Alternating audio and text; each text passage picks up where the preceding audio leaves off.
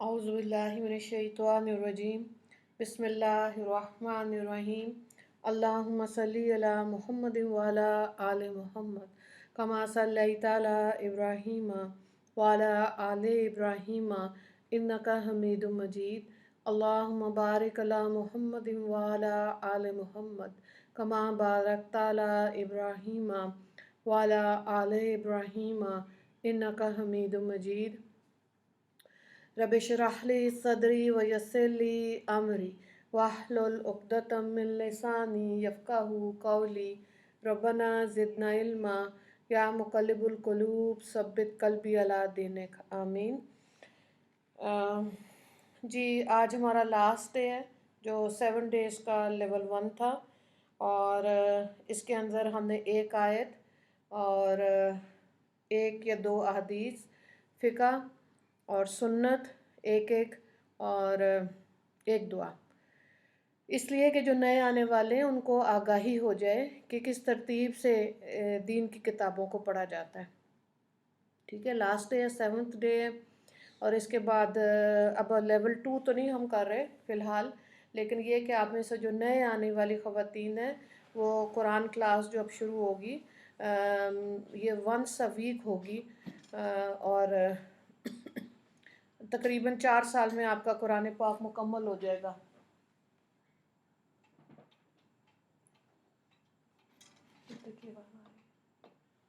तो इसलिए आपने ना उसमें वो नंबर मैंने ग्रुप में दिया, वहाँ से आप ज्वाइन कर लें।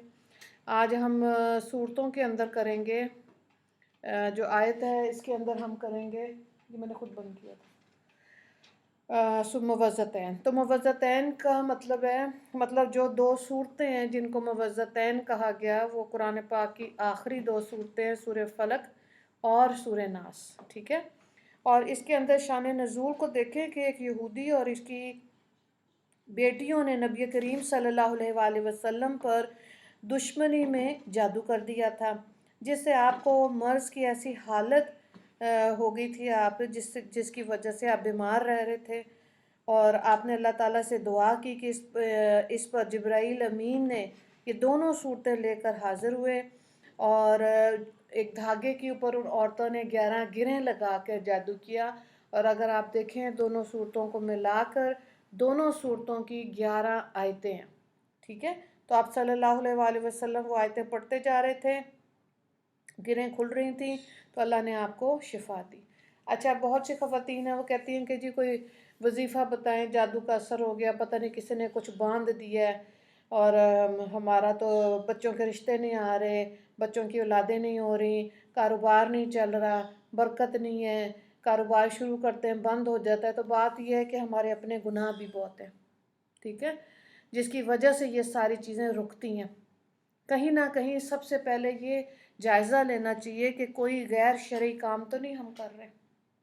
ठीक है, वालदैन के साथ अगर वालदैन की अताअत गुजारी नहीं कर रहे, रिस्क में बरकत कभी भी नहीं होगी। कुरान पाक में बार बार अल्लाह ताला ने नमाज के बाद, अपने अताअत के बाद वालदैन का हुक्म, ज़कात का हुक्म और नमाज को कायम करने का हुक्म दिया गया। ठीक है, तो बात यह है कि इस तरतीब को समझेंगे तो रिस्क में बरकत हो जाएगी इंशाल्लाह, और बाकी मसाइल भी हो जाएंगे, इंसान की दुआएं कबूल होती हैं। जादू जो है ये देखें नबी करीम सल्लल्लाहु अलैहि वसल्लम पर हुआ, आपको बहुत सी जो तफसीर हैं उसमें इसकी डिटेल भी मिल जाएगी। जादू बरहक है लेकिन करने वाला दायरा इस्लाम से खारिज हो जाता है और जादू फिर पलट के भी जिसने किया होता है उस पर वापस आता है। तो क्या फ़ायदा कि जो जहन्नुम है उसको उस पर पैसा लगा के उसको ख़रीदा गया। जन्नत तो बेहद आसान है कि अच्छा काम करना नहीं आया और बुराई की तरफ इतने माइल हो गए, किसी की भी खुशहाली देख के फ़ौरन उसके बाद जादू टोना कर दिया। ठीक है, तो ये वाली चीज़ जो है ना, हसद की वजह से औरतों के अंदर बहुत ज़्यादा है। किसी पे गुस्सा आया, सॉरी करना सीखा नहीं, जादू करना और ये तावीज़ डालने सीख लिए। और आप ये देखें कि जो भी इन कामों में एक दफ़ा लगता है ना, फंस जाता है। सीधी सी ज़िंदगी गुजारें, सुबह और शाम की दुआएं, ठीक है, पाक साफ रहें, 5 वक्त की नमाज, اپنی ذات سے آپ نے کسی کو تکلیف نہیں دینی، بابوں کی ضرورت ہی نہیں رہے گی، بالکل۔ دل تو چاہ رہا ہے قسم کھا لوں، لیکن یہ سچی پکی بات ہے کہ اگر آپ ان کے پاس جائیں گے، ایسے عملیات کرنے والوں کے پاس، وہ اپنا مطلب پھر نکالیں گے، پھر آپ کی زندگی سے سکون اور زیادہ اجڑے گا۔ اگر دل میں یہ نیت ہے نا کہ بابوں کے پاس اور ان عملیات کرنے والوں کے پاس چلے جائیں، تو پھر دیکھیں کہ دل کا سکون ہے، نہیں ہے تو پھر آپ نے کہیں غلطی کی ہے، ٹھیک ہے۔ پیری مریدی دیکھیں، پیر جو ہے نا یہ بڑا معتبر تصوف کے اندر مشائخ کا بڑا معتبر نام ہے، لیکن آج بھی جعلی پیروں نے، غلط عملیات کرنے والوں نے اس کو بھی، اس مرتبے کو خراب کرنے کی کوشش کی ہے۔ لیکن بات یہ ہے کہ مشائخ آج بھی ہیں، اور اللہ تعالیٰ ہمارے دینی مدارس کو اور علماء کرام کی حفاظت فرمائے، اللہ والوں کی اللہ تعالیٰ خود حفاظت فرماتے ہیں، ٹھیک ہے۔ یہ ایسے کوئی بے یار و مددگار نہیں ہے یہ دین کہ کوئی لاوارث ہو، نہیں۔ بات تو یہ ہے کہ ہم نے پھر اپنی تربیت، شارٹ کٹ نہیں ہے دین میں، ہم نے اپنی تربیت کیسے کرنی ہے، صحیح طریقے سے کرنی ہے نا۔ تو سیدھی سی بات ہے، سیرت محمد زیادہ پڑھا کریں، نبی کریم صلی اللہ علیہ وآلہ وسلم کی زندگی کے بارے میں، پھر آپ صحابہ کرام کی زندگی کے بارے میں پڑھیں، صحابیات کی زندگی کے بارے میں پڑھیں، پھر اپنی زندگیوں کو ان کے ساتھ میچ کریں، ٹھیک ہے۔ جو چیزیں بدعات ہیں اور جو چیزیں ہم نے زندگی میں خود اپنی زندگیوں میں شامل کر لی ہیں اور ہم اس پہ سمجھتے ہیں کہ بڑا اجر و ثواب ہے، اور وہ بدعت ہے تو غلط ہو گیا، تو کہاں سے سکون آئے؟ کہیں نہ کہیں غلطی ہو گئی ہے۔ تو استغفار اسی لیے کہ اپنے پچھلے گناہوں سے اللہ تعالیٰ سے معافی مانگی جائے، ٹھیک ہے۔ اب دیکھیں 3 دن کا سوگ ہے، 40واں بھی لوگ کرتے ہیں، جمعراتیں بھی کرتے ہیں، برسیاں بھی کرتے ہیں، ربیع الاول کا مہینہ ہے، جس نبی کو اللہ نے معراج عطا کی، تو معراج کا تحفہ کیا تھا؟ 5 وقت کی نماز، وہ تو بھول گئے۔ کیک کھانے پہ بہت زور ہے، سجاوٹ پہ بہت زور ہے، چلیں سجا لیں، میں تو یہ بھی کہتی ہوں کہ کوئی نہیں کیک بھی کھا لیں اور سجاوٹیں بھی کرنی ہیں کر لیں، لیکن اصل مقصد سے نہ ہٹیں۔ وہ جو 5 وقت کی نماز ہے، دیکھیں وہ قائم ہے ہمارے گھروں میں،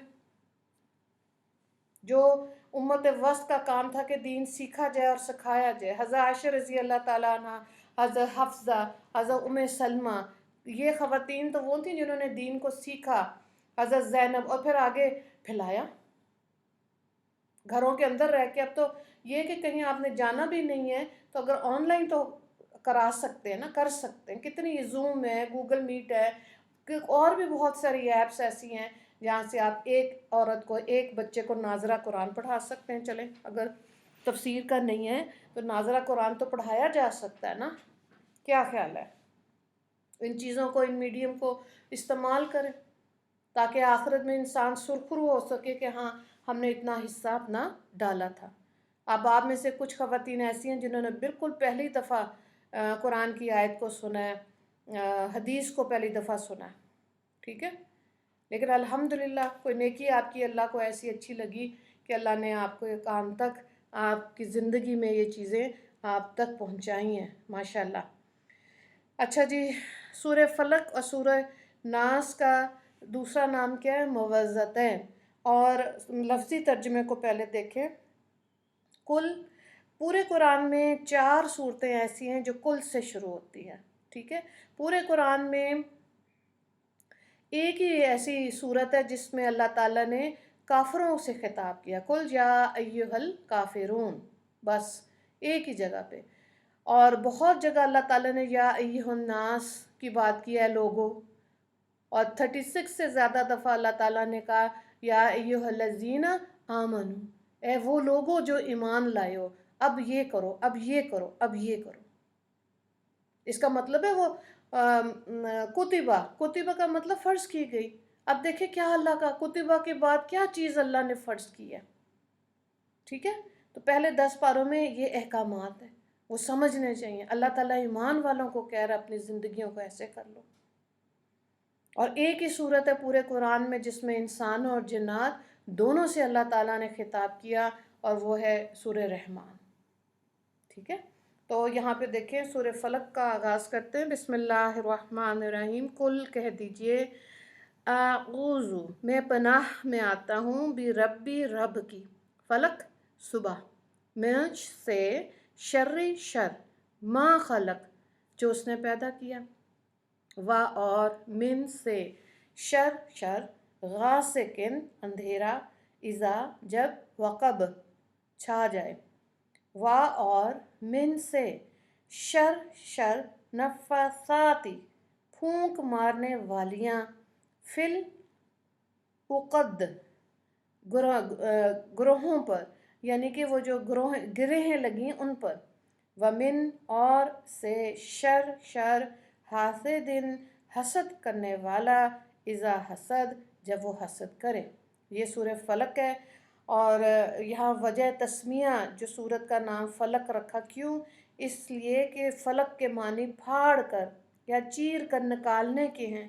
تو یہاں فلق سے مراد صبح ہے، کیونکہ رات کی ظلمت پھاڑ کر صبح کی روشنی نمودار ہوتی ہے. قرآن پاک کی یہ سورت فلق اور اگلی سورہ سورہ ناس آخری دو صورتیں، اور ان دونوں صورتوں کو موعظتین کہتے ہیں، یعنی وہ دو صورتیں جس میں استعاذے کی تعلیم دی گئی. استعاذہ عربی زبان میں پناہ لینے، حفاظت میں آنے کو کہتے ہیں. اسی سے لفظ اعوذ نکالا گیا، جس کا مطلب ہے حفاظت میں آتا ہوں، میں پناہ لیتا ہوں. اعوذ باللہ من الشیطان الرجیم. تو جب کسی کو غصہ زیادہ آئے 3 دفعہ تعوذ پڑھ لیں، استعاذہ پڑھ لیں، اعوذ باللہ من الشیطان الرجیم پڑھ لیں، ورنہ سورہ فلق سورہ ناس پڑھیں، دعا کریں کہ اللہ اس کے اندر کا غصہ یہ چیزیں ٹھیک کر دیں. ٹھیک ہے، تو انسان کا تعلق جب اللہ تعالیٰ سے کمزور ہوتا ہے، یا انسان اپنی غلطیوں میں اتنا گم ہو جاتا ہے، تو ظاہر ہے پھر وہ یعنی کہ جب کمزور ہو گیا عقیدہ بھی، تعلق بھی، تو اب غلطیاں بھی ہوں گی، اور شر شرارت بھی انسان کی زندگی میں زیادہ ہوگا، اور شیطان بھی زیادہ زور لگائے گا، فتنے میں پھنس سکتا ہے انسان.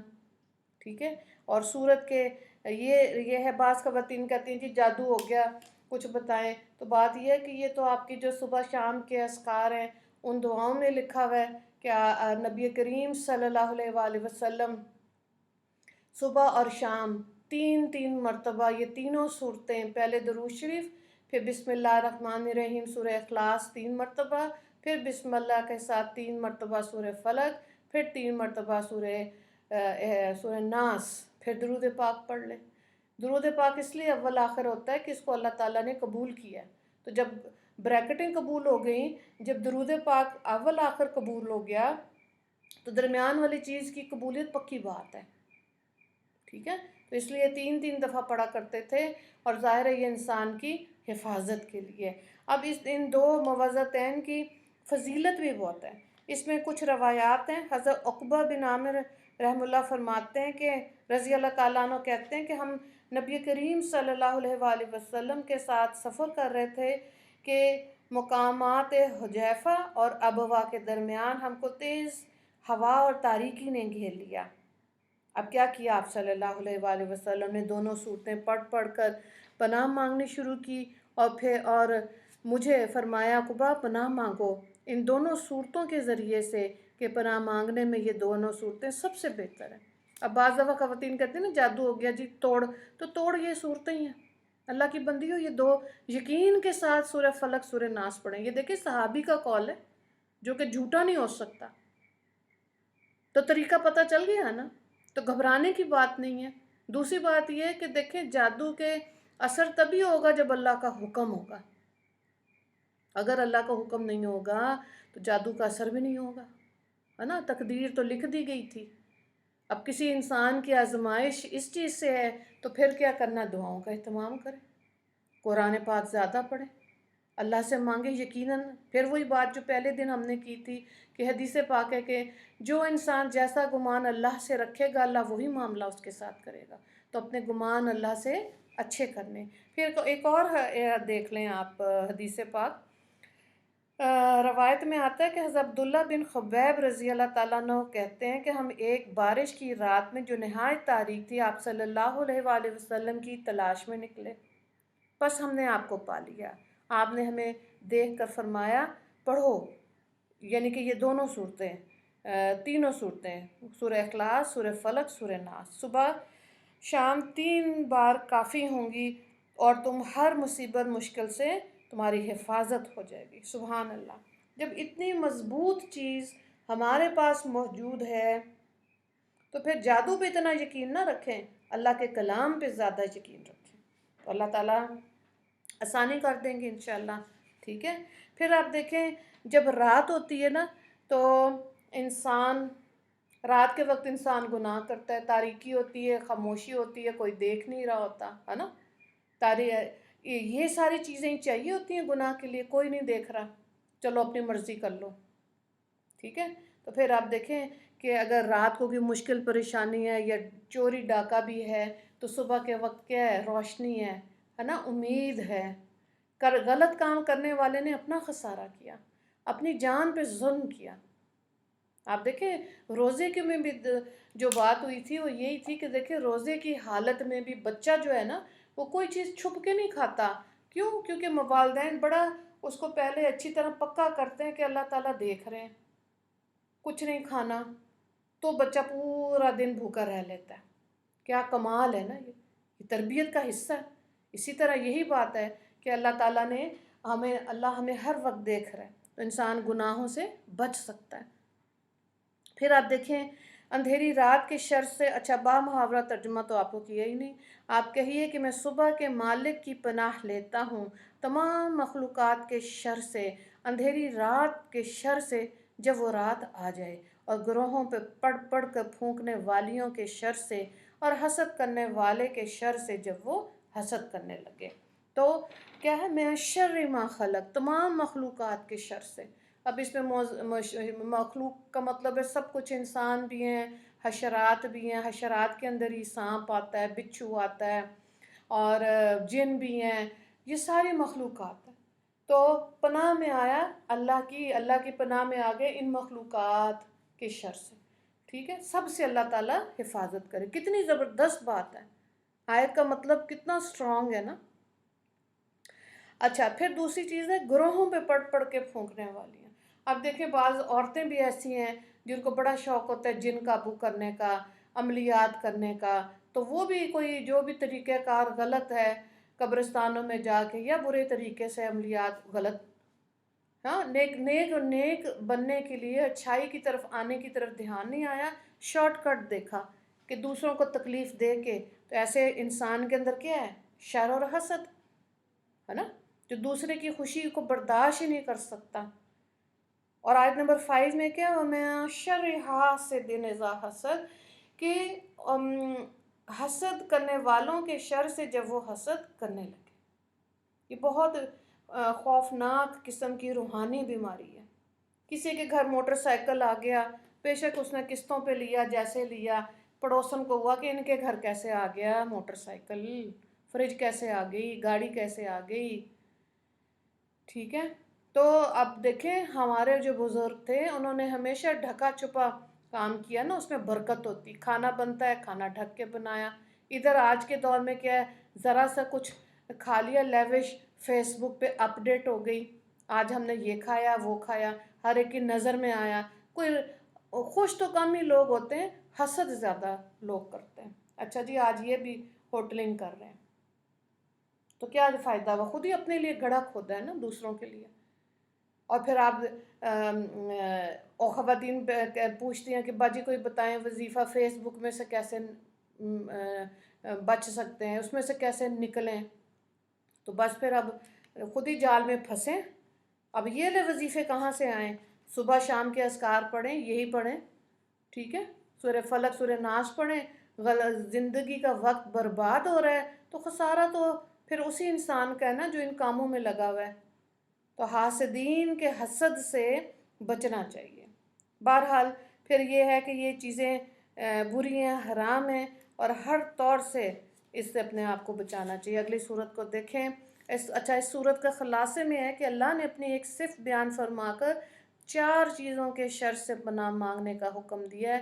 مخلوق کے شر سے، اندھیرے کے شر سے، عام طور پہ جو چور، شیاطین، جنات، حشرات اور جادوگر اندھیرے ہی میں اپنا کام دکھاتے ہیں۔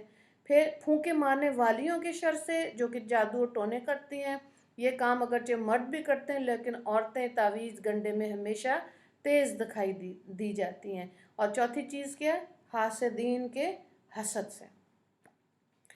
پھر آپ دیکھیں سورہ ناس، اب اس کا لفظی ترجمہ دیکھیں۔ کل کہہ دیجئے اعوذ، میں پناہ میں آتا ہوں، بربی، رب کی، ناس، لوگ، مالک یعنی کہ بادشاہ، ناس لوگوں کے بادشاہ، الہ الناس معبود لوگوں کا، میں سے، شر،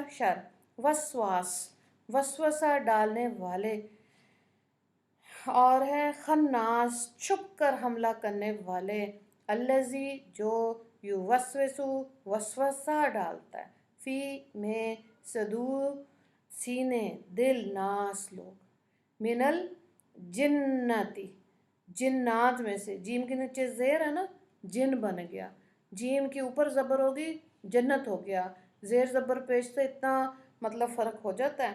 من الجنتی جن سے، اور یہ جمع ہے جن کی، والناس اور لوگ۔ اب محاورہ ترجمہ دیکھیں۔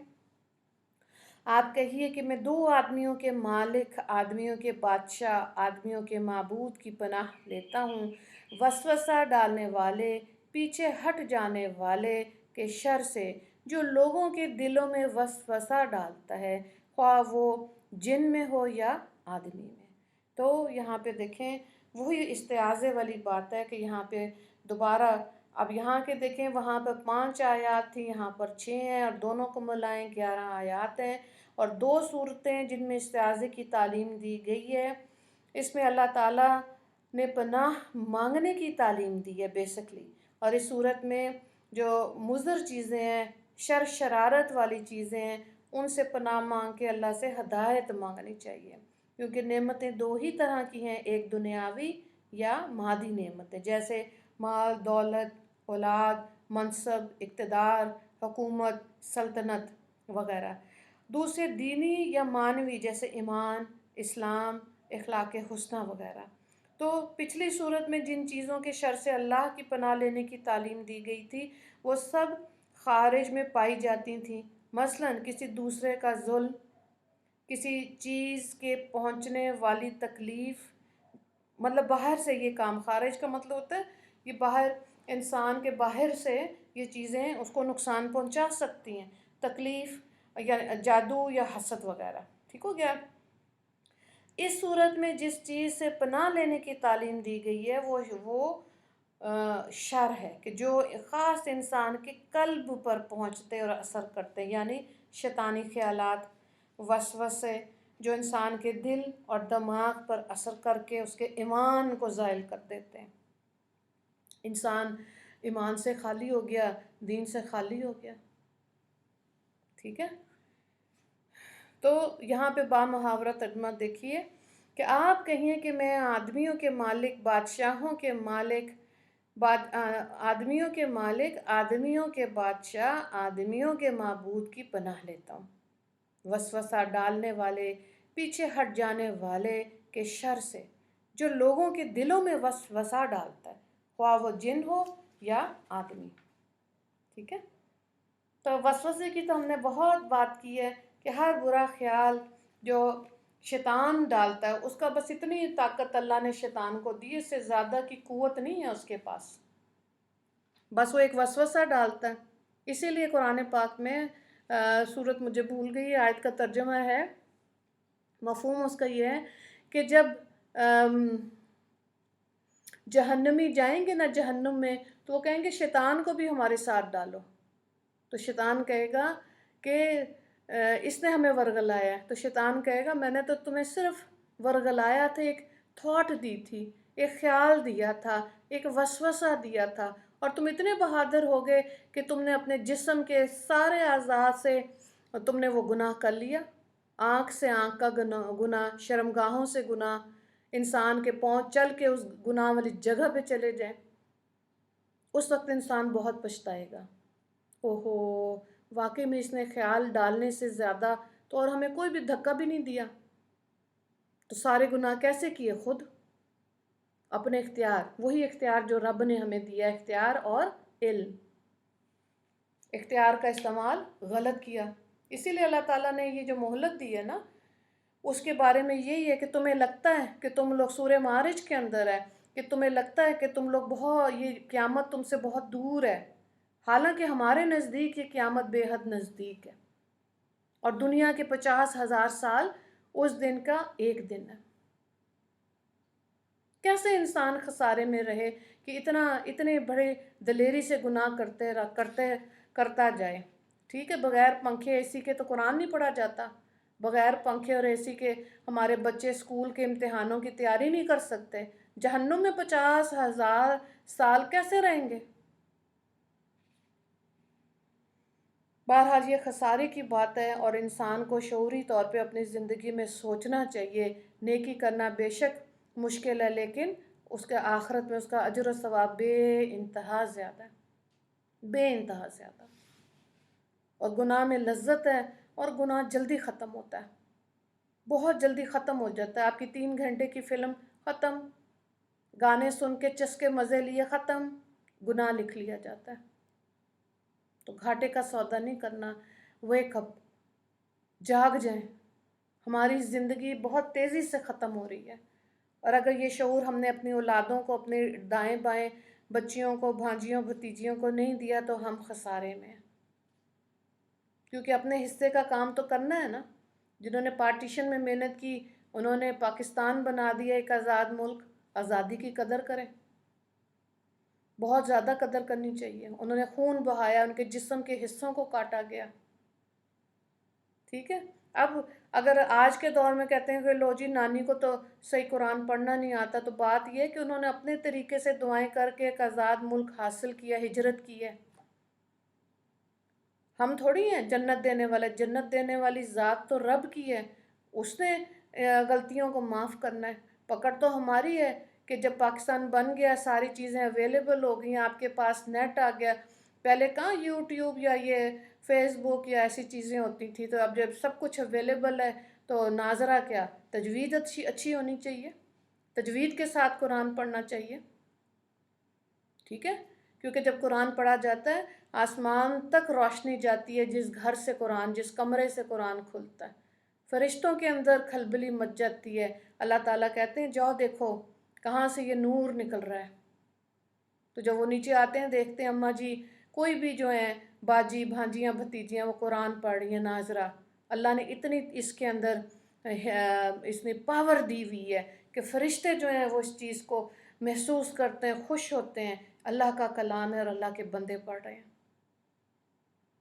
اور جو لوگ صحیح تجوید کے ساتھ قرآن پڑھتے ہیں، سیکھتے ہیں اور پھر کہتے ہیں ہاں نہیں صحیح نکل رہا، آئین نہیں صحیح نکل رہا، میرا بھی نہیں نکلتا، تو کیا چیز ہے، کوشش کرتے ہیں بس رونا ہی نکلتا ہے۔ پھر جو حدیث پاک ہے کہ اللہ کو انسان کا اٹک اٹک کے پڑھنا بھی اچھا لگتا ہے، پھر رونا اس لیے نکلتا ہے، امید ہوتی ہے کہ اللہ یہ قبول کرے گا یہ محنتیں۔ تو یہ 1-2 دن کی بات نہیں ہے کہ 2 سال کا تجوید کا کورس کر لیا تھا تو چلو جی ٹھیک ہو گیا، اس کو دہرائیں، دوسروں کو پڑھائیں، تبھی انسان کی کامیابی ہے، ٹھیک ہے۔ تو یہاں پہ یہ مکمل کر لیتے ہیں، آخری چند لائنیں بہت اچھی لکھی ہوئی ہیں، قرآن کریم کی ابتدا اور اختتام میں ربط و توفیق، جس میں ربط ہے اور توفق، ٹھیک ہے، یعنی کہ جو اس میں ربط ہے، جو اس میں ریلیشن ہے، اس صورت میں جس سے قرآن کا حسن آغاز اور انجام بھی ظاہر ہوتا ہے، یہ کہ خاتمہ قرآن پر اس صورت کے اور ابتدائے قرآن میں سورہ فاتحہ کے مضامین میں حد درجے کی مناسبت ہے، اور دونوں سے توحید محقق ہے، چنانچہ یہاں صورت میں رب الناس ہے، اس کی مناسبت سے سورہ فاتحہ میں رب العالمین ہے، یہاں مالک الناس ہے، اس کی مناسبت سے سورہ فاتحہ میں مالک یوم الدین ہے، اور یہاں الہ الناس ہے اور اسی کی مناسبت سے سورہ فاتحہ میں ایاک نعبد ہے، اور یہاں استعاذے کی تعلیم ہے اور اس کی مناسبت سورہ فاتحہ میں ایاک نستعین ہے، اور یہاں من شر الوسواس الخناس الذی یوسوس فی صدور الناس من الجنت والناس، اس کی مناسبت جو سورہ فاتحہ میں ہے وہاں پہ کیا ہے، اہدنا الصراط المستقیم صراط الذین انعمت علیہم غیر المغضوب علیہم ولا الضالین۔ اور ایک نقطہ مفسرین نے ابتدا اور اختتام قرآن کی مناسبت میں یہ بھی لکھا کہ ابتدائے قرآن کی اللہ تعالیٰ کے وصف ربوبیت سے تھی اور الحمدللہ رب العالمین فرمایا تھا، اور اختتام وصف الوہیت پر ہوا اور الہ الناس فرمایا تھا کہ معلوم ہو جائے کہ ربوبیت اللہ کا رب ہونا کہ حق شناسی یہی ہے کہ اس کی الوہیت میں کسی کو شریک نہ کیا جائے۔ الوہیت اس کا الہ ماننا، خدا ماننا، رب ماننا، الہ ماننا، اس میں کسی کو شریک نہیں کرنا، اور اسی کے شکر گزاری کے ساتھ عبادات اور اطاعت میں عمر گزارنی ہے، یہی انسان کے لیے ضروری ہے۔ ٹھیک ہے، چلیں یہاں پہ یہ ہمارا مکمل ہوا۔ اللہ تعالیٰ ہمیں پورا قرآن پاک پڑھنے، سمجھنے، اس پر عمل کرنے اور اس کو پھیلانے کی انشاءاللہ توفیق عطا فرمائے، آمین۔ حدیث پاک دیکھ لیتے ہیں۔ اللہم صلی علی سیدنا محمد وعلی آل سیدنا محمد وبارک وسلم۔ جی ایک حدیث ہے، النساء حبائل الشیطان، عورتیں شیطان کا جال ہیں۔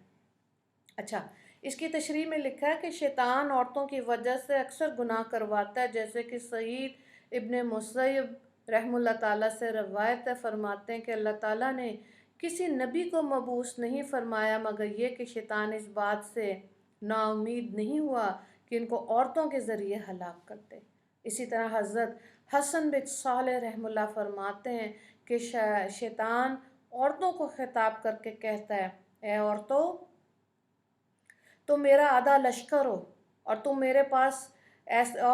تم میرے ایسے تیر ہو جس کو تمہاری وجہ سے مارتا ہوں وہ نشانہ خطا ہی نہیں ہوتا، اور تم میری بھید کی جگہ ہو اور میری حاجت پوری کرنے میں قاصد کا کام کرتی ہو، یعنی شیطان کے ممبر۔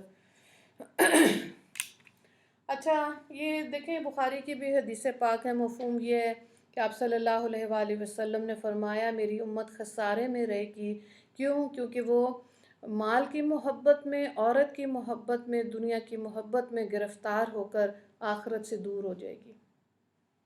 آج آپ دیکھ لیں عورت کے لیے اللہ نے کیا چیز پسند کی، اس کا گھر۔ اگر وہ گھر سے نکل رہی ہے تو سورہ حجرات نہیں، سورت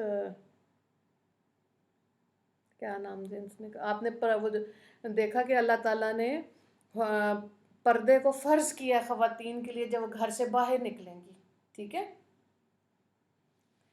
اور ظاہر ہے جب اللہ کا حکم آ گیا، سورہ احزاب تھا، الحمدللہ سورہ احزاب کی آیت نمبر جو آپ نے پڑھی تھی نا 59، اس کے اندر حکم تھا۔ ٹھیک ہے، چلیں اگر نہیں کیا تو اللہ کو غصہ آیا، تو پھر اللہ نے ایک چھوٹے سے وائرس سے کیا کہا، منہ ڈھکو، ماسک پہنو، مرد بھی اور عورتیں بھی۔ ڈھکا منہ کہ نہیں؟ اللہ معاف کرے، اللہ کے عذاب کا انتظار نہیں کرنا چاہیے کہ اللہ کا عذاب آئے گا تو پھر ہم اللہ کی مانیں گے، پھر خسارہ تو ہمارا ہی ہوا نا۔ اور بہرحال اگر عورتیں دیکھیں، پھر جادو ٹونے میں بھی عورتیں زیادہ ہیں، عورتوں کے اندر حسد زیادہ ہوتا ہے، مردوں میں بھی پروفیشنل جیلسی ہوتی ہے، لیکن وہ اتنا زیادہ نہیں کرتے کہ جادو ٹونے کے لیے ہاتھ پاؤں وہ پیچھے ہی پڑ جائیں اور ان کو اتنا زیادہ نقصان دیں کہ ان کی زندگیاں جو ہے وہ افیکٹ کریں اس چیز سے، نہیں۔ ٹھیک ہے، تو بہرحال عورت کو اپنے لیے جو اللہ نے احکامات دی ہیں اس کو سمجھتے ہوئے زندگی گزارنی ہے۔ جب عورت کو اللہ تعالیٰ نے عزت دے دی، گھر کی ذمہ داری ہے، وہی اتنی ہے. ہوم مینجمنٹ اچھا خاصا ٹف مینجمنٹ کا ہے. اگر اس کو گھر اسکول کالجز میں پڑھایا جائے تو یہ ٹائم کنزیومنگ ہے ہوم مینجمنٹ. باقی کتنی مینجمنٹس پڑھتے ہیں، ٹائم مینجمنٹ ہے، اور کتنا انسان سیکھتا ہے. تو گھر کی ایک روٹین ہے، جس عورت نے خوشی سے قبول کیے اس کے لیے آسانی ہے، ورنہ 90% روتے دھوتے زندگی گزار کے چلی جاتی ہیں، ہائے میری قدر ہی نہیں کی کسی نے، میں نے اتنا کیا اتنا کیا اتنا کیا. ٹھیک ہے. واقعی میں یہ جو ہم پہلے بھی بات کر چکے ہیں کہ مسلمان عورتوں میں کیپیسٹی، اس کی کیپیبلٹی بہت زیادہ شاندار ہے، اللہ نے دی ہے اس کو ماشاء اللہ. تو عزتوں کے ساتھ اس کو استعمال کریں گے اور اللہ کی حدود میں رہ کے اس کو استعمال کریں گے تو بہت بڑے بڑے کام کر سکتی ہیں خواتین. گھروں کو آباد، خوشی غمی، ملنا جلنا، یہ سب طاقت ہے عورت کی جو اس کی پازیٹیوٹی سے قائم رہ سکتے ہیں گھرانے. ٹھیک ہے.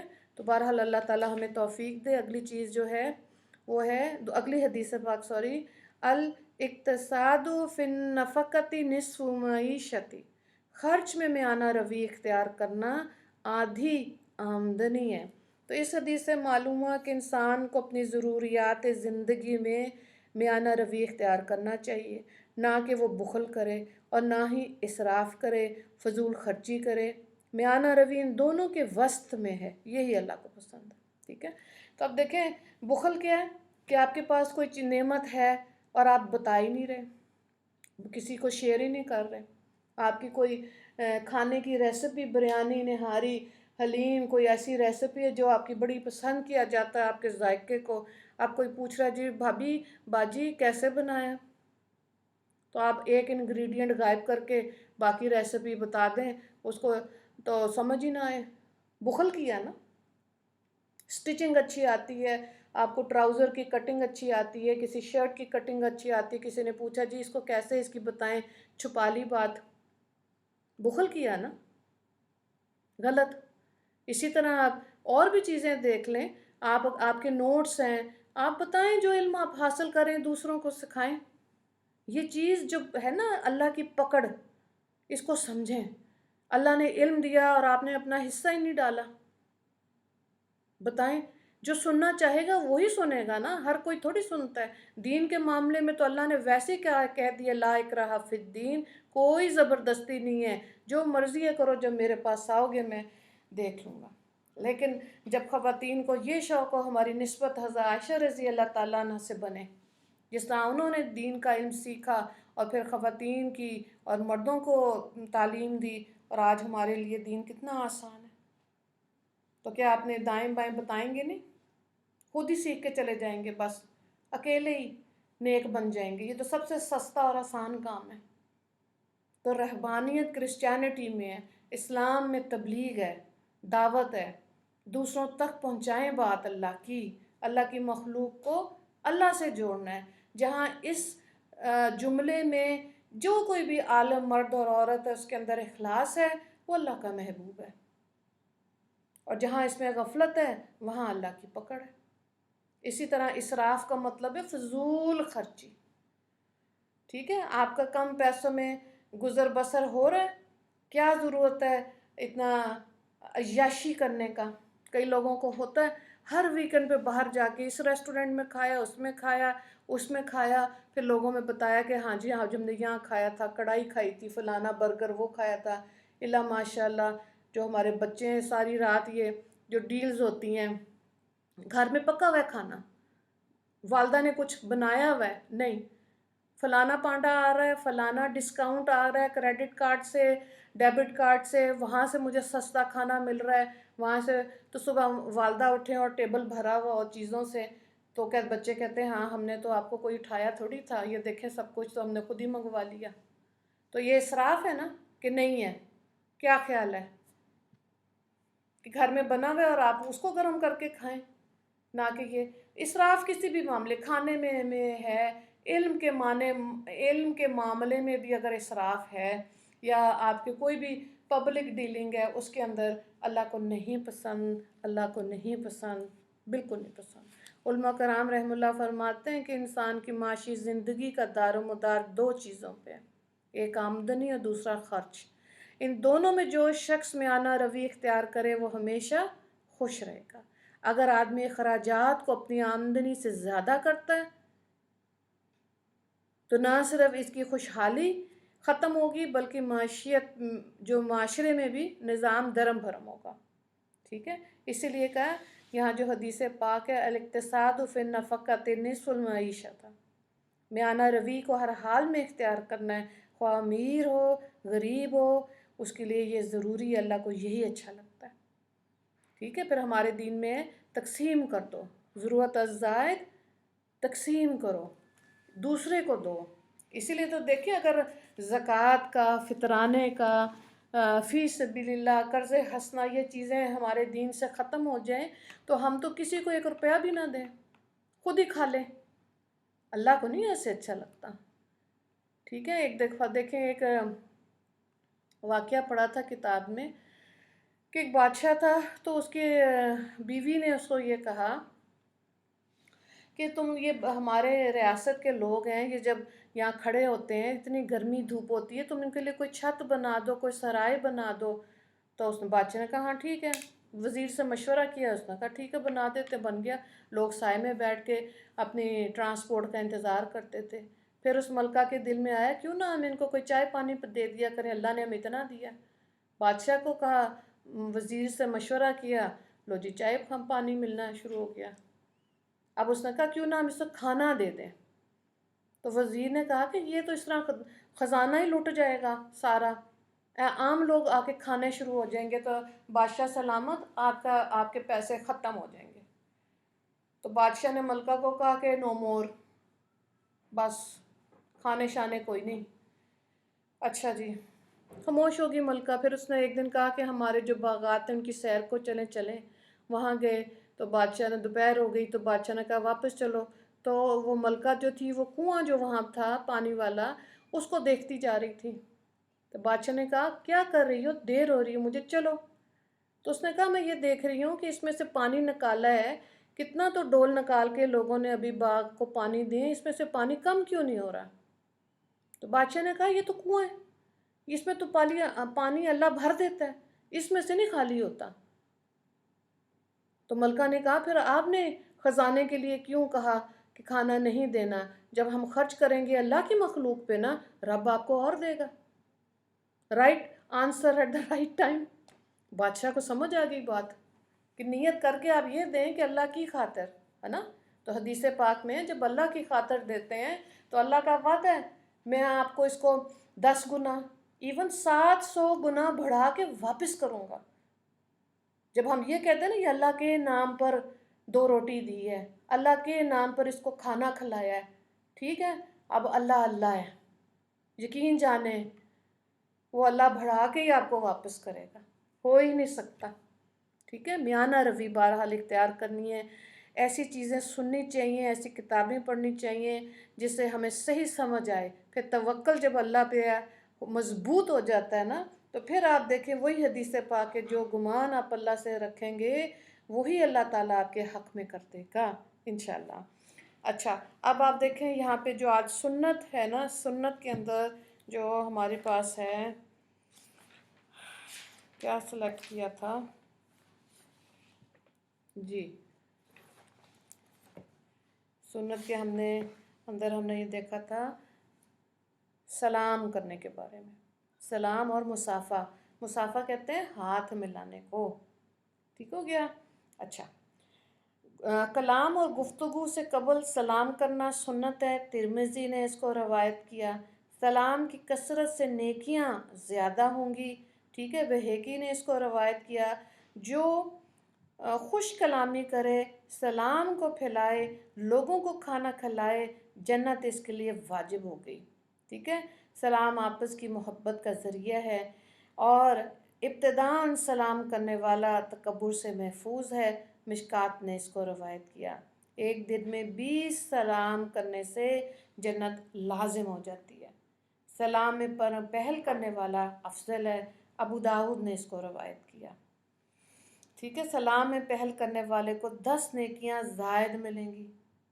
جو سلام کا جواب نہ دے وہ میری امت میں سے نہیں ہے۔ آپ صلی اللہ علیہ وسلم سلام کرنا چاہیے، لیکن آپ دیکھیں یہ بھی مزاج ہے، بعض دفعہ لوگ سلام سنتے السلام علیکم، آگے کوئی جواب بھی نہیں ہے، بعض لوگ ایسے بھی کرتے ہیں، نہیں بری بات ہے، وعلیکم السلام تو کہیں، اس سے تو ہم نے پہلے بھی دیکھا تھا آپس میں محبت بڑھتی ہے، ٹھیک ہے، اور جو خطوط لکھے جاتے ہیں، کوئی ڈاکومنٹس ہوتے ہیں، ان کے اوپر بھی تحریری طور پر سلام کو لکھنا سنت ہے، ٹھیک ہے، اور یہ جو 786 لکھتے ہیں یہ خلاف سنت ہے، یہ اس کا کوئی نہیں ہے، یہ کوئی نمبر نکل آئے کہیں سے تو اس کو برکت کے لیے لوگ استعمال کر رہے ہیں، لیکن تحریری طور پہ بھی بسم اللہ الرحمن الرحیم اور السلام علیکم جو ہے کہنے میں یہ کرنا چاہیے۔ مجلس میں آتے رکتے وقت سلام کرنا سنت ہے، اور جیسے آپ دیکھیں کہ نارملی یہ مسجدوں میں دیکھا، سعودی عربیہ میں آپ کو جب حج عمرے پہ جائیں دائیں بائیں صف میں جب مرد کھڑے ہوتے ہیں ضرور ایک دوسرے کو سلام کرتے ہیں، یہاں پر بھی اس چیز کو کرنا چاہیے۔ السلام علیکم ورحمۃ اللہ وبرکاتہ ومغفرتہ کہنے والے کو 40 نیکیاں ملتی ہیں، ٹھیک ہے، ہر اچھی چیز جو سیکھ لی اس کو اپنے عمل میں لائیں انشاءاللہ۔ خالی گھر میں داخل ہوتے ہیں سلام ضرور اونچی آواز میں کریں، عورتیں رشتہ دار اور محرم کو سلام کریں، یہ سنت ہے، مسلم نے اس کو روایت کیا۔ گھر میں داخل ہونے کے وقت سلام کرنا سنت ہے، گھر سے نکلتے وقت بھی سلام کرنا سنت ہے، بچوں کو سلام کرنا سنت ہے، بخاری نے اس کو روایت کیا۔ غیر یہود یعنی غیروں کو یعنی یہود و نصارہ کرسچنز کو سلام میں پہل کرنا سنت ہے۔ مجلس میں ایک شخص کو کسی نے سلام کیا، ایک شخص نے جواب دے دیا وعلیکم السلام کافی ہے۔ تنہا شخص کا پوری جماعت کو سلام کرنا سنت ہے، بخاری و مسلم نے اس کو روایت کیا ہے۔ صرف ہاتھ یا انگلی کے اشارے سے سلام کرنا خلاف سنت ہے، ترمذی نے اس کو روایت کیا۔ اب آپ مصافحہ دیکھیں یعنی ہاتھ ملانا، مصافحے سے گناہ جھڑتے ہیں، الا ماشاء اللہ یہ تو کرونا نے منع کر دیا، ڈونٹ شیک ہینڈ، ٹھیک ہے، ہاتھ نہیں ملانے، چلو جی، وہ ایک اور دین ہمارا کیا کہتا ہے کہ آپ نے ہاتھ مصافحہ کیا ہے، ہاتھ ملایا ہے، جب تک ایک مومن کا ہاتھ دوسرے کے ہاتھ میں رہتا ہے ان کے گناہ ختم ہو جاتے ہیں۔ جب میں مدرسے میں تھی تو میں جیسے ہم مصافحہ کرتے تھے اپنی ٹیچر سے تو وہ ہاتھ ملایا تو آہستہ آہستہ چھوڑتی تھیں، مطلب 1 2 3 کر کے سٹیپس میں نا، تو میں کہتی تھی یہ کیا ہے نا ہاتھ ہی نہیں چھوڑے بس، تو ٹھیک ہے، لیکن اس کا نیت کیا تھی اس سنت پر عمل کرنا کہ جب ایک مومن کا ہاتھ دوسرے میں کے ہاتھ میں رہتا ہے اس کے گناہ ختم ہوتے ہیں، ٹھیک ہے۔ وہ مسلمان ایک دوسرے سے ملتے ہیں مصافحہ کرتے ہیں تو مغفرت ان کے درمیان تقسیم ہو جاتی ہے، اور جو مسکرا کر سلام کرے گا مصافحہ کرے گا اس کے لیے بھی اجر زیادہ ہے۔ ہاتھ میں لانے میں بھی پہل کرنا چاہیے، طبرانی نے اس کو روایت کیا۔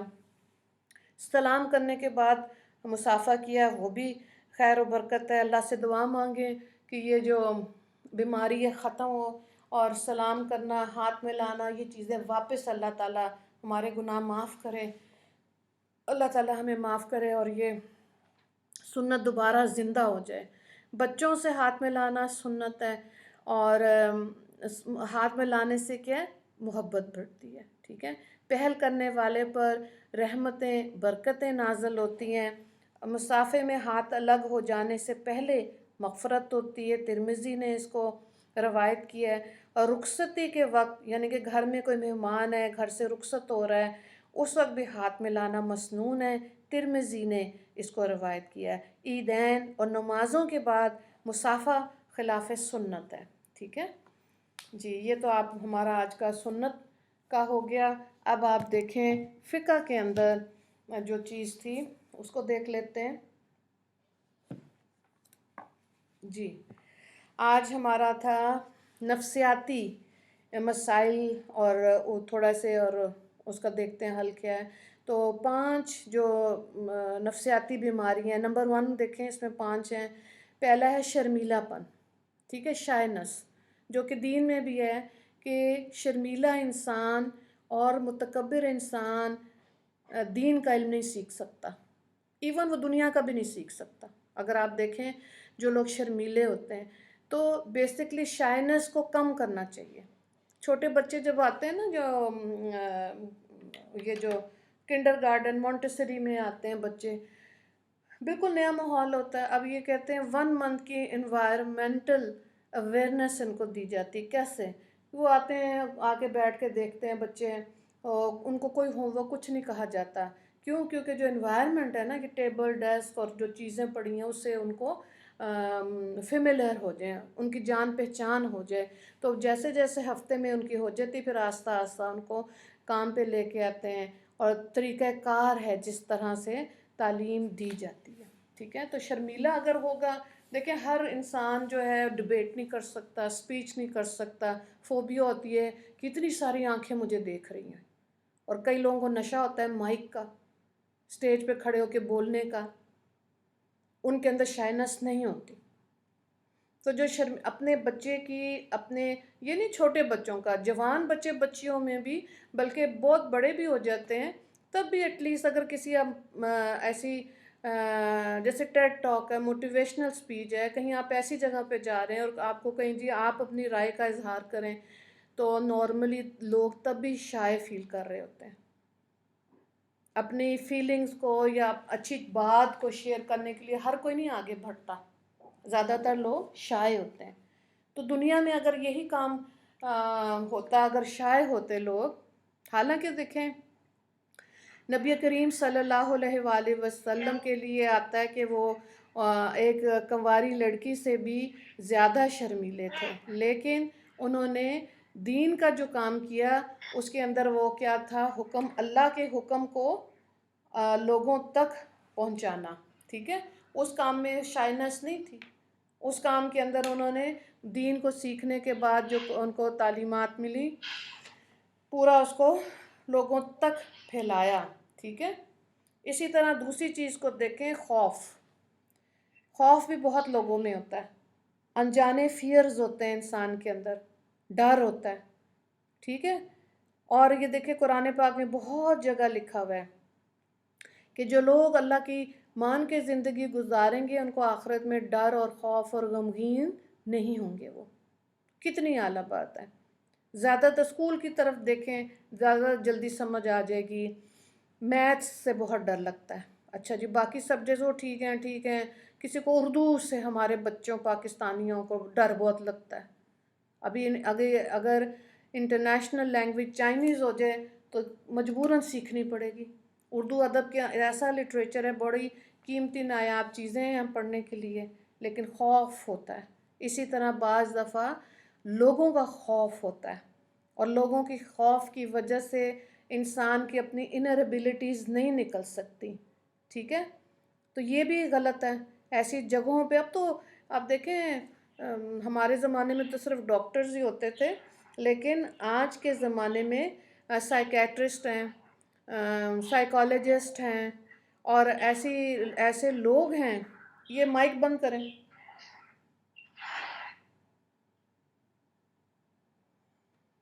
جو کہ دوسروں کی ہیلپ کرتے ہیں. ٹھیک ہے؟ اس ہیلپ میں کیا ہوتا ہے؟ جو انسان کا شرمیلا پن ہے یا خوف ہے، ان اندر کی چیزوں کو، خوف کو وہ دور کرتے ہیں.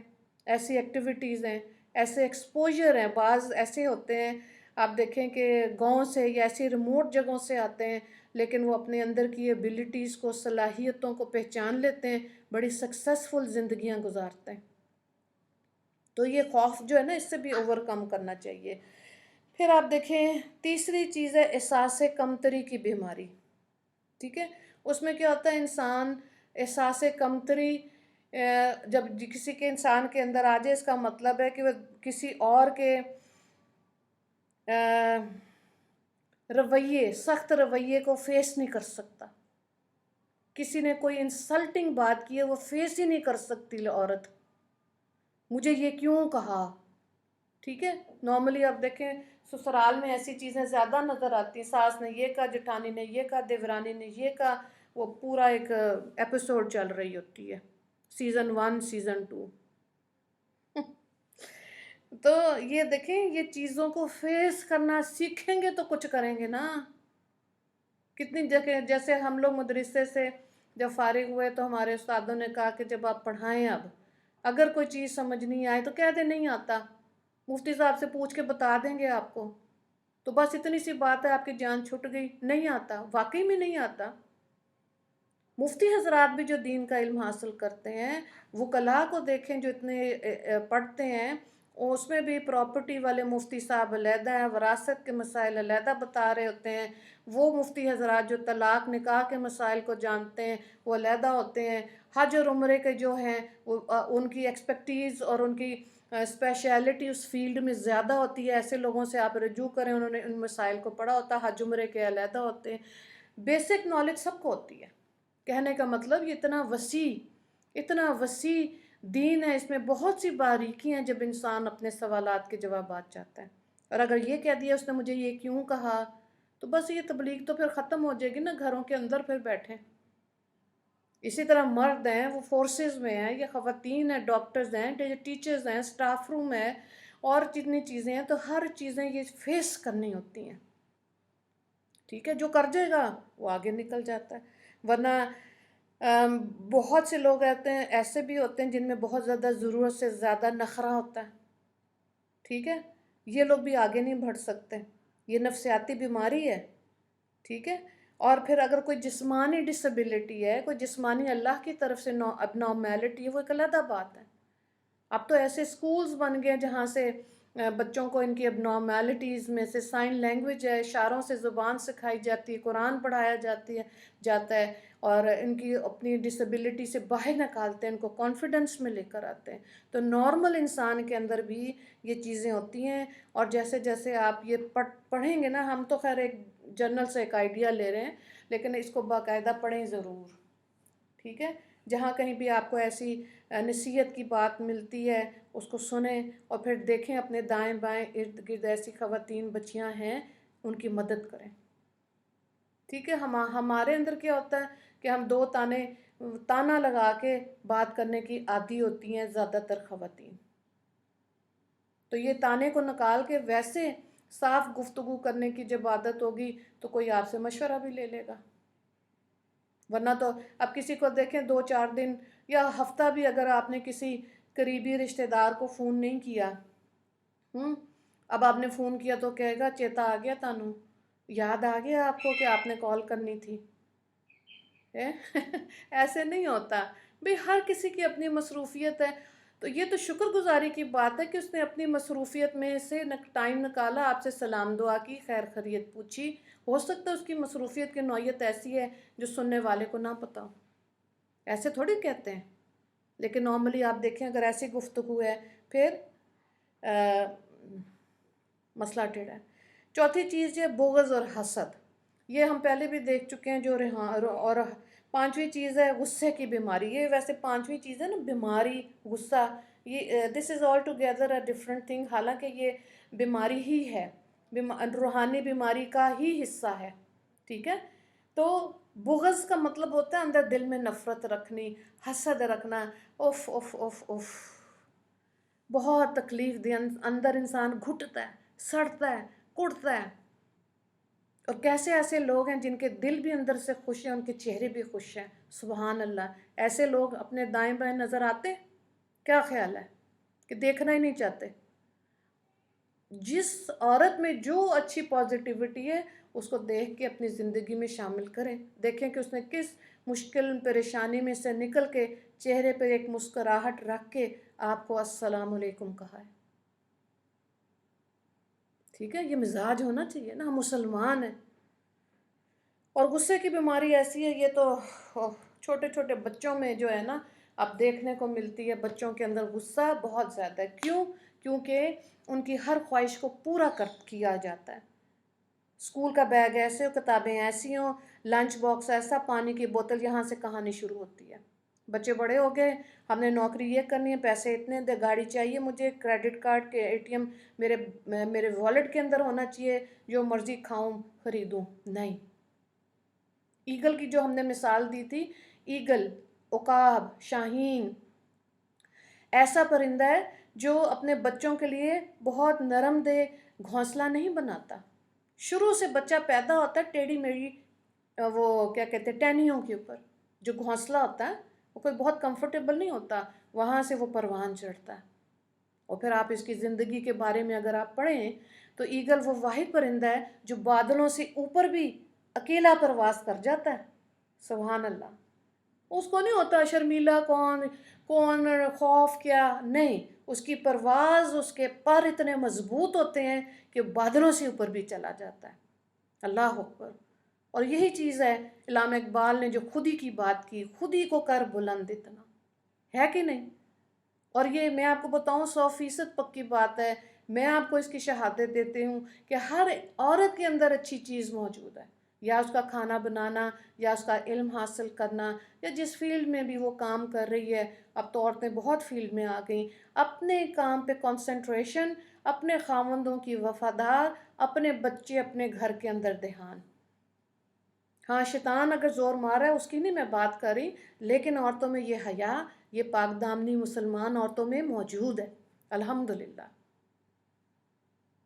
ٹھیک ہے، اس کا ذکر زیادہ کیا کریں۔ دعا کا دیکھ لیں، دعا جو ہے وہ بیت الخلاء کی دعا ہے، آج بہت امپورٹنٹ ہے، تھوڑا سا اس کی بھی میں آپ کو تشریح کر دیتی ہوں۔ دعا کو دیکھیں، جب غسل خانے جائیں پڑھیں بسم اللہ، نہیں بسم اللہ بھی پڑھ سکتے ہیں، خالی یہ بھی پڑھ سکتے ہیں، باتھ روم سے باہر نکلیں الحمدللہ پڑھیں، آسان ہے، پڑھیں ضرور۔ کیوں؟ کیونکہ باتھ روم اور بازار دو یہ چیزیں ایسی ہیں، حدیث پاک ہے ادھر شیاطین ہوتے ہیں۔ ٹھیک ہے، جلدی جائیں جلدی واپس آ جائیں۔ اچھا یہاں پہ دیکھیں، اللہم انی اعوذ بک من الخبث والخبائث، اے اللہ میں پناہ میں آتا ہوں آپ کی ناپاک جنوں سے، جننیوں سے۔ باتھ روم میں آپ نے سب سے پہلے لیفٹ پاؤں رکھنا ہے، دعا پڑھیں، اندر چلے جائیں۔ ٹھیک ہے، واپس فارغ ہو گئے تو حضرت عائشہ رضی اللہ تعالیٰ عنہ سے روایت ہے کہ آپ صلی اللہ علیہ وآلہ وسلم نے فرمایا کہ جب جائز ضرورت سے واپس آئے پڑھے غفرانہ کا، کیا الہی میں آپ سے بخشش چاہتا ہوں۔ اور ظاہر ہے بغیر کسی ٹریٹمنٹ کے آپ نے اپنے فارغ ہو گئے، پخانہ پیشاب سب ٹھیک ہے، تو یہ بھی اللہ کی نعمت ہے۔ ایک آدمی تھا، اس کا پیشاب رک گیا تو وہ ہاسپٹل میں ایڈمٹ ہوا، علاج ہوا، آخری دن بل ملا، رونے شروع ہو گیا۔ ڈاکٹر نے کیا کہا کہ کیا بات ہے بل زیادہ ہے؟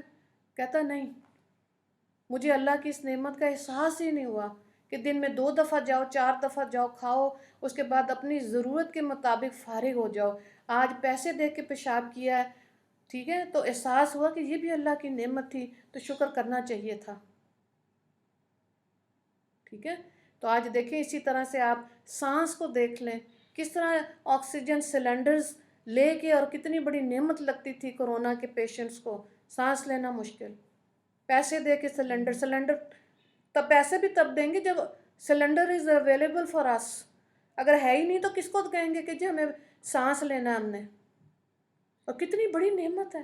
تو کیا ان ساری نعمتوں کے ہوتے ہوئے اللہ کے شکر گزار بندے نہیں بنیں گے؟ اللہ نے جو دین اسلام پسند کیا، کیا اس کو پھیلانے کے لیے تو کام نہیں کریں گے؟ کیا خیال ہے؟ دوسری دعا جو ہے حضرت انس رضی اللہ تعالیٰ عنہ سے روایت ہے کہ نبی کریم صلی اللہ علیہ وآلہ وسلم جب جائے ضرورت سے باہر تشریف لاتے تو یہ دعا پڑھتے تھے، الحمدللہ الذی اذہب عنی الاذی وعافانی، حمد کے لائق ہے اللہ جس نے دور کیا مجھ سے دکھ اور آرام بخشا مجھے۔ ٹھیک ہے، تو کتنی خوبصورت دعائیں، ایسی ایسی خوبصورت دعائیں کہ میرا دل کرتا ہے اسکولوں میں پورا ایک سبجیکٹ دعاؤں کا بچوں کو پڑھانا چاہیے۔ سوتے وقت کی دعائیں، اٹھتے وقت کی، باتھ روم جاتے وقت، گھر میں داخل ہوتے وقت، کھانا کھاتے ہوئے، ختم کرتے ہوئے، بازار جاتے ہوئے، کتنی تو دعائیں ہیں، اور کتنا اللہ تعالیٰ غفور الرحیم ہے، کتنا پیارا دین اسلام ہے۔ یہاں مایوسی کی ضرورت ہی نہیں ہے، نا امیدی کی بالکل ضرورت نہیں ہے، پھر تو کچھ بھی نہیں کر سکیں گے۔ اگر حوصلہ ہی نہیں ہے تو وہ انسان تو اپنا بوجھ ہی نہیں اٹھا سکتا جس کے اندر ہمت اور حوصلہ اور کوئی ٹارگٹ یعنی کہ کوئی مقصد نہیں ہے، وہ نہیں زندگی میں، وہ زندہ لاش ہے۔ ہاں اگر آپ کو مقصد متعین کرنا آ گیا، آپ کو پتہ ہے کہ آج کا دن آپ نے کیا کچھ کرنا ہے، تو ایک دن بھی آپ کو لگے گا آپ جنت میں ہیں۔ آپ کے اچھے بول سے اس کو فائدہ ہو گیا، آپ نے گلاس اٹھا کے پانی پلا دیا، آپ کے عمل سے اس کو دل خوش ہو گیا، کتنی دعائیں ہیں۔ تو ہر دن جئیں، ہم مسلمان ہیں، ہر دن دعائیں دیں اور دعائیں لیں، اور اللہ کے محبوب اور مقرب بندوں میں اللہ تعالی ہمیں شمار کرے، آمین۔ اور جو کچھ پڑھا ہے اللہ اس سے ہمیں نیکی کی توفیق ہمارے لیے آسان کرے، جو غلطی کوتاہی ہوگی اللہ تعالی ہمیں معاف کرے۔ ٹوٹی پھوٹی سی محنت ہے، اللہ کے ہاں دعا ہے کہ اللہ اس کو قبولیت عطا فرمائے۔ وآخر دعوانا ان الحمد للہ رب العالمین۔ اللہم اغفر لی مسلمین والمسلمات والمومنین والمومنات۔ السلام علیکم ورحمۃ اللہ وبرکاتہ۔